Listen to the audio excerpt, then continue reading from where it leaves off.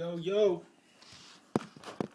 I'm a little late here. Sorry I didn't set up before I started the video, so now sloppiest ever. But anyways, welcome to the Ant-Man channel. It is the 20th. It is a Wednesday, the 20th of August 2014, and I am your host. So let me just get into this article here. I thought it was interesting. Why not? If you guys have ever heard of Matt Chandler is a guy who preaches at a church called The Village. And if you've heard of Mark Driscoll, this guy was actually asked to step down from his network, and they actually put in Matt Chandler as well. If you've never heard about this guy, he's actually pretty cool, man. He's spoken about, he's taught on apologetics. He's a pastor. He's a great speaker, and just a really cool, person to listen to these days. When you stay up to date with all the who's who in Christendom, if you will. I don't like to use that word, but I mean you'll see that he's a very prominent. He's up there in the front lines kind of guy, and this always happens when I go to this website for some reason. The Christian Post is where this article is from, and the reason why I pulled up this article is because I found what this article is called, by the way, is Pastor Matt Chandler speaks up about white privilege nonsense going on in Ferguson. I was listening to the podcast from the Village Church, and he was this is exactly where this is from, because when I saw it, I was like, oh, I heard this sermon he preached, and it wasn't all about what this article is headlined as, but this article is written by Jeffrey Scott. So when he started talking about this, man, he was like yelling and he was serious, and I was like applauding, because I'm like, there you go, some white guy who's standing up to all of the political correctness, and it's really a refreshing thing. So I'll just shut up and I'll read this. So it says right here, little intro. Matt Chandler, he's the lead pastor of the Village Church in Highland Village, Texas, speaks at the Together for the Gospel Conference, April 10th and through the 12th of 2012. Okay, I guess that's a photo that they took here of him, but I'm sure this sermon's fresh. It was like brand new the other day. So, Matt Chandler, pastor of the Village Church in Texas and president of the Church Planning Network, Acts 29, which is where Mark Driscoll was asked to step down from, and now it's Matt Chandler leading that. And if you've ever heard Mark Driscoll before, you would be yelling heretic, because that guy is the definition, I'm just pointing it out, because it's not that I don't like the guy, I don't even know him, but I just have to point out the fact that he is a postmodern to the letter, man. I mean, he is the icon for the postmodern new age false convert. And it's all the political correctness nonsense. And I'm glad that Matt Chandler spoke up about this. But anyways, took to his blog Tuesday to expound upon his tweets about white privilege, why white people should join in the fight for justice, and how it related to the developments in Ferguson, Missouri. Chandler spoke about the events on Sunday at the church in Flower Mound, Texas. When I look at Ferguson and I think of the nonsense that's going on in Ferguson, even how it's being handled on all different sides, my heart just grieves, Chandler said. He did say that too. As a white man who does not struggle with white guilt, here's what I know. My 8-year-old son is blonde and has blue eyes. My son never in his life will be followed around a store and wonder what he's doing. On Monday, he tweeted those thoughts in the same fashion, hoping to expound upon them. My son had blonde hair and blue eyes and will more than likely always be treated respectfully by the police. Hashtag white privilege, hashtag Ferguson. Wow. I mean, I like this guy more and more as time goes on. It's really cool. My son Reed has blonde hair and blue eyes, another tweet by him, and will more than likely never be seen as suspicious by police. Hashtag white privilege, hashtag Ferguson.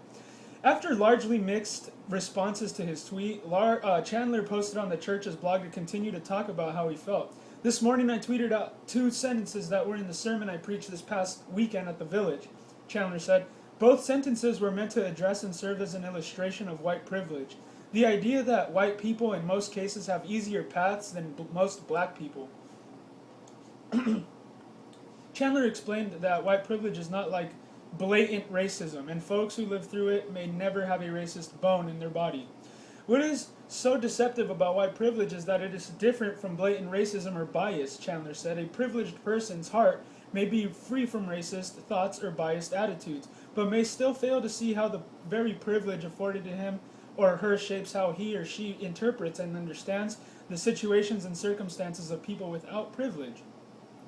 I don't get this stuff, to be honest with you. It's kind of mind-boggling because I think it's more in everyone's head than it is true. I think it's more fabricated in people's imaginations than it is actually real. You don't walk down the street and hear the kind of racism that was around 40, 50 years ago. You just don't. I have really, some older senior type folks in my church, and I talk to them, and they're cool. We have a Sunday school together, and man, literally, the guy that teaches the Sunday school, he's an older gentleman, and he's white hair and everything. And he said when his day, when they were little kids, man, they would be open. Not that they were racist, but they would have more fun with the N-word, than we do now. Because nowadays it's like a bad word.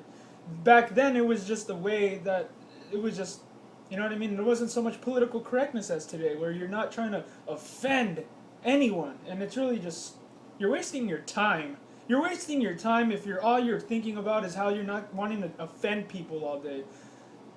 I mean, come on, people. You got to be who you are. You cannot be afraid to step, not that you're trying to step on toes, but you got to be salt and light. I mean, the Christian knows that you're not going to be liked by everyone. You got to be yourself. And you got to speak truth, because I know, and I've only preached one sermon in my whole life, and it was to a church congregation. I know how it is to talk to people and see the lack of engagement, the lack of response that you see from people, but that cannot stop you.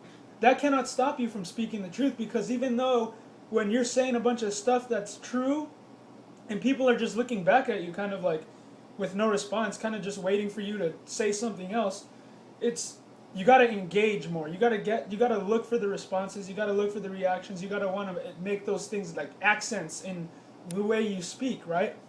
And I think all of this racist stuff today it's absurd. It really is. Chandler pointed out that the biggest issue with white privilege is that most white Americans do not even realize that the privilege is there. He warned that generalizing one's experiences and thinking that they are congruent with another's is not the right thing to do.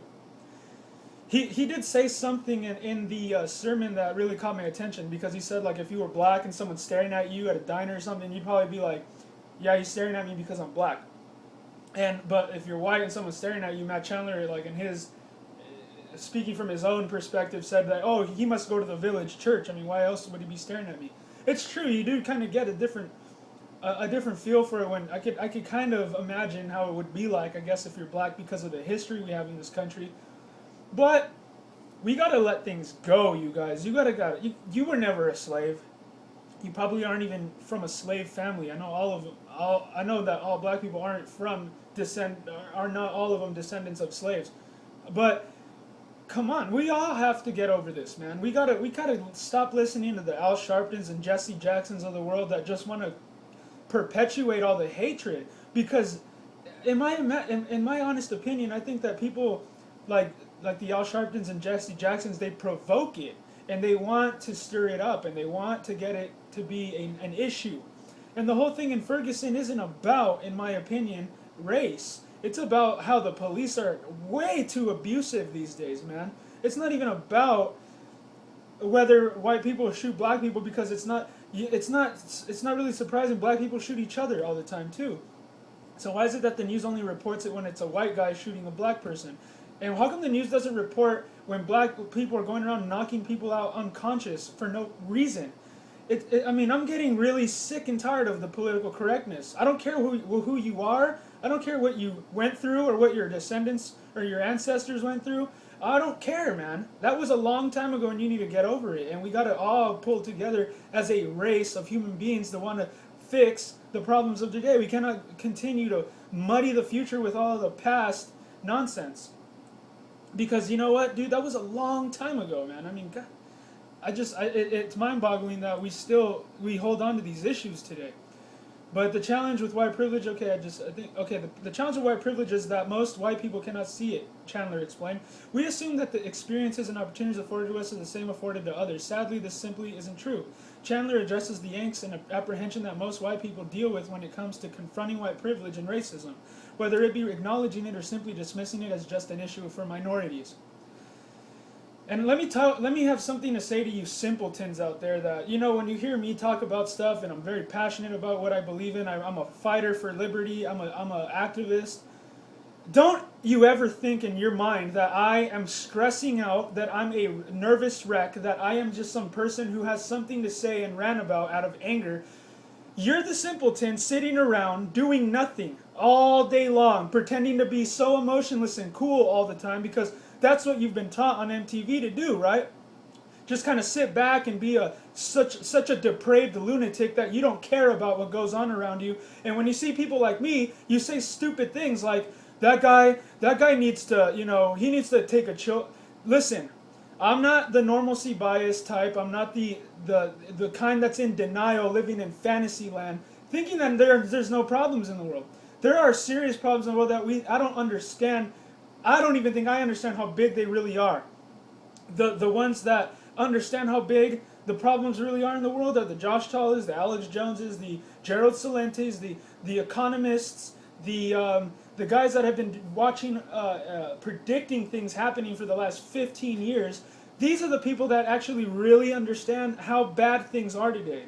But when I get up and I want to make a video and I want to address something that I honestly feel like I understand and I want to edify on it, and I feel like there are these yuppie, trendy, culturally centered people that stand around and look at me like, that guy has issues. No, man, you got the issue. You're the depraved lunatic that doesn't want to stand up and say anything. You don't want to use your brain. You just want to watch 8 hours of TV all day. You just want to continue to go to work every day and perpetuate the same baloney and mindless nonsense every single day. Okay? I'm not impressed with you if you have a job. I'm not impressed with you if you make money, and you know what I mean? Your money is as good as monopoly money to me. I don't care, and I'm not impressed by it. I'm more impressed by people who look for wisdom as if it were gold, silver, and things like that. Wisdom is really an essential thing to having power in this world. You need to have knowledge for you to be an actual, real, living, breathing, actually alive, and not just a heart beating inside of you, but a real, alive and stirred up, on fire person. So for you trendies out there that you look at me and you say something like that in your mind, think about this. You sit around and twiddle your thumbs and pretend like you don't care, and it's out of shame because you are ashamed that you're ignorant and you don't understand these things. So I'm not impressed with all of the, you know what I mean? Most people think they're so well off in this country when you're not. You don't even have, half of the people in America don't even have $600 in their bank account.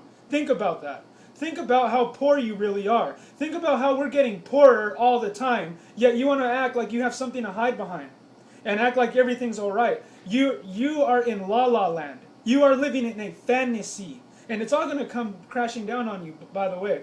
So pretend like you don't care about no issues. Nothing ever really bothers you. Pretend all you want that issues are not really prevalent in our times, and that they're not really just jumping at us at like Mach 3 these days. Unprecedented things happening every single day. It's unbelievable these days, man. I can't even keep up with the news. I really can't keep up with it. I don't have enough time. I don't get paid for this. If I got paid for doing what I do, I would be doing it I'd be doing it 2 hours a day maybe. I'd have a radio show or something. I would be going above what I'm doing now. But the fact of the matter is I'm just some lowly, meek person who just wants to let you know my opinion, my own perspective of what's going on here. So keep your I know more than this guy, but I don't do anything about it ever kind of stuff to yourself, because it doesn't help anybody, all right? If you're not doing anything and you have nothing good to say, stand back. Get on the side. Don't try to engage. Just be a yuppie. You know what I mean? I always remember that there were Jews that stood around, they did nothing, they saw the Nazi regime rising to come and take them away one day, but some of them didn't do anything. And even if they survived through the Holocaust, it was a shameful thing for them to survive through something that they didn't do anything about when they had a chance to do something. That's going to be you, America. That's going to be you when it's too late and you didn't do anything, because you're going to be ashamed that you didn't get into the fight. You weren't in the information war. You weren't trying to look out for your fellow patriot or even your neighbors or even your family. I mean, that's the big shame that's coming to you, my friend. I just wanted to rant about that because I know that I have a lot of people that are against speaking out and having a free, independent thinking type of mind. And I know a lot of people that are timid and they just try to point at me and say that I'm the guy that he's just full of hate and he wants to rant about stuff. And it's not true. I feel like I understand these issues and I need to get them out to you because somebody needs to say something. We can't just all sit around while the world is going nuts around us. We got to tell each other what's really going on. And if you don't like to hear the truth and you want to pretend that everything's okay, well then God have mercy on your soul. For real. I'm not even trying to sound cliche right there. Straight up. May God have mercy on you, man. If you're going to sit around and act like nothing's going on and act simple all your life. I'm getting sick and tired of the yuppies, man, that they want to hide behind their luxury that they don't really even have and say that everything's okay. Get out of here. You are in la la land, and everybody that has common sense knows that. So anyways, it has been my experience that there are very few things that enrage a large portion of white people, like addressing racism and privilege, Chandler revealed. We want to move past it, but we are not past it. Clearly we are not past it, so let's press into it. Racial tension flared up across the nation after unarmed teenager Michael Brown was fatally shot by Ferguson police officer Darren Wilson on August 9th. Wilson administered 2 shots to the head of Brown and landed shots on his other extremities. Brown allegedly had his hands up as Wilson stood over him and fired the fatal shots. After the shooting, authorities left Brown's body in the middle of the street for hours, only covering it before it was hauled away in an SUV. Officer Wilson was suspended with pay, but not arrested. In the days since Ferguson has become a place of constant protest, civil unrest, and devoid of answers, in my honest opinion, looks like a soft martial law is really going on over there. On Monday evening, 2 people were shot, not by police, and 75 people were arrested for not dispersing. When Pastor Chandler was asked on Twitter what white privilege had to do with Michael Brown's murder, he correlated the feelings of the community of Ferguson to the fact that the treatment just isn't the same for those of a different community. The facts are still being debated, and I am hopeful that justice will take place once those can be established. But the way white people tend to perceive the situation in Ferguson, Missouri, and in situations like this is through distinctively white lenses. Yeah, I hate websites like this. It like refreshes on itself. I don't know why. I don't know why this website, and I think Christian Worldview Network does that a lot. I really don't get it. Chandler argued, "We believe that our experiences, histories, and benefits of hard work are universal experiences for everyone. This is simply not true. I'm not a sociologist, but I've read enough, lived in enough places, and have enough friends that I'm beginning to understand what motivates the frustration and anger that can exist deep in the hearts of young black men." So yeah, all I know is that the issues of today need to be addressed. You can't continue to allow the ignorance to just perpetuate.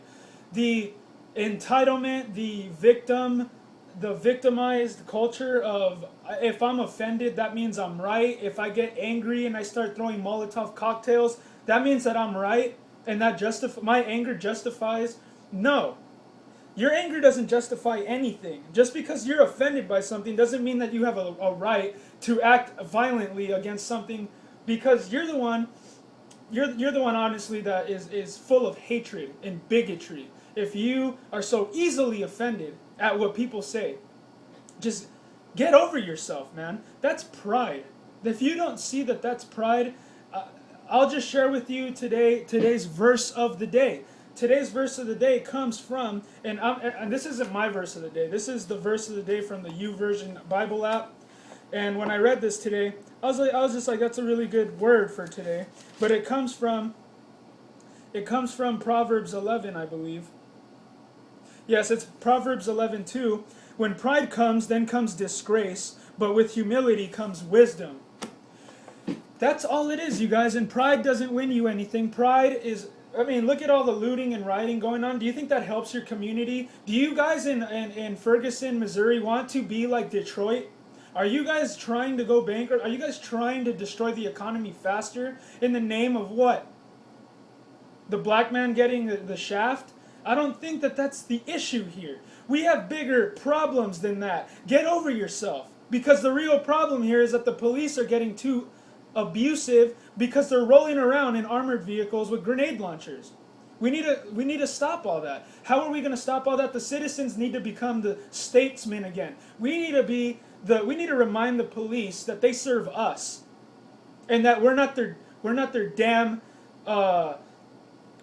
food, that they can just come up to us and give us a ticket just to meet a quota. No, enough is enough, man. We need to stand up to the corruption that's in the police departments these days. And get over what color skin you are, because when I came into the world, I don't remember a time when somebody asked me, God, whoever, Peter, asking me what color skin I wanted to be before I was born. I don't remember that. So get over yourself. Okay? Abraham Lincoln lived a long time ago. And if it wasn't for that guy, and he was fighting against the, oh my goodness, go watch America with Dinesh D'Souza. I don't have time to really explain to you just the it's the irony of it all as well, man. That's just like, get over yourself. Victimization, licentiousness to act as tough guy and hard as you want is all nonsense. You're not doing our country any good. You're not doing your community or your ethnic group any good by doing that. But with all this said, you guys, I know the truth is divisive and it's exclusive, and it may offend you, but you know what, man? Somebody who doesn't openly rebuke you but hides their love, it's better. Open rebuke is better than hidden love, man. And whoever spares their son the rod, or whoever spares the rod hates their son. I'm just saying, we gotta address the real issues and stop being sensitive, feminine little kids, man. We need to be real about our issues, because we're gonna be like ancient Israel. We're gonna be like Nazi Germany. We're going to be like these countries, dude, if we don't pull it together. We're living in that exile time where it's like I'm Jeremiah, and everybody knows Jeremiah was like the weeping prophet, and he's just kind of telling you, hey, you know what I mean? God is telling me, not only is God in the Bible telling me, but just the signs around you are so obvious that you need to get your stuff together here. And I'm not talking about getting a job, and I'm not talking about this and that. I'm talking about getting an education, getting your mind right, getting your mind and your spirit up. You need to be in the Word. I'm going to tell you the truth. The answer to our problems is Jesus Christ. That's the end of my video, because that is the last thing I can say. That is about as simple as it is, you guys. You guys want to take out all the problems at the root in our country? Get to the Bible, get to God, and start getting on your knees and humbling yourself and asking for forgiveness. Because if you don't, you're going to get what it says in Proverbs 11:2, you know, you're going to get a lot of shame, and you're going to be brought into disgrace, and I don't know if we even imagine what that could be like here in America. But thank you for watching my video and listening to my rant and putting up with me. I love you all, and have a blessed day.